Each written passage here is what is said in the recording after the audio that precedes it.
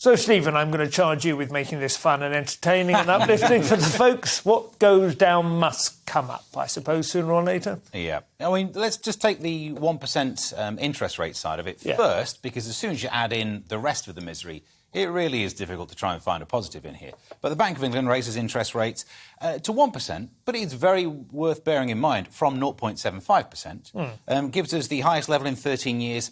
Very much worth remembering. A highest in 13 years during a time when there was barely any interest rate there at all. So it's the highest of an incredibly small graph. It was literally negative in some countries around the world at that time, which is I still can't really get my head around. But, it's been absurd, the level of interest rates, and we are going to have to wake up to that. It's a shame it arrives in quite such a gathering storm, though. And it is the timing that's the problem, because, I mean, in some ways, if you want to feel better about the increase from 0.75 to 1%, yes, it will impact those with mortgages. But mortgages, we're all paying 5% anyway. Yeah. So how much of this gets passed on to us? It will be all of it, let's be honest. I've met banks.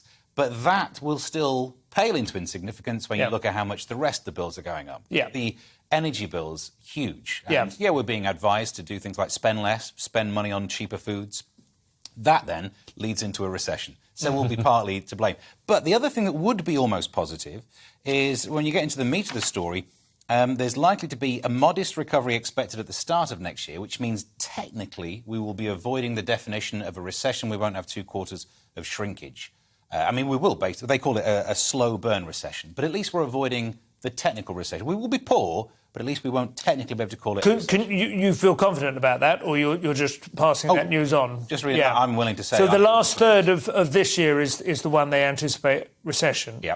But the first quarter of next year, you think it'll pick up again? Well, I mean, again, this is not my predictions. Because it does depend a lot on what happens in Russia and Ukraine, apart from anything else, doesn't it? And I suppose supply chains and things. Scott, you have a concerned look on your face. I think they're just trying to convince people to not jump out a window. They're saying it's a slow burn, but it's going to be difficult for everyone. I mean, if you have a mortgage, it's increasing a lot. Yeah. And why they're raising the interest rates on mortgages right now, when, as you say, we're waddling toward a recession. I would have to say, I mean, it's obviously individual households having, when you get down to the fine-grained analysis, everybody has their own unique situation. But I feel more sorry, personally, for anyone who is rented accommodation but is still expected to cover fuel bills, because they aren't even benefiting. The last 2 years, bizarrely, and if I could understand the mechanism for this, I would be rich, have seen property prices increase quite dramatically, depending on where they are, but they've had a good couple of years, actually.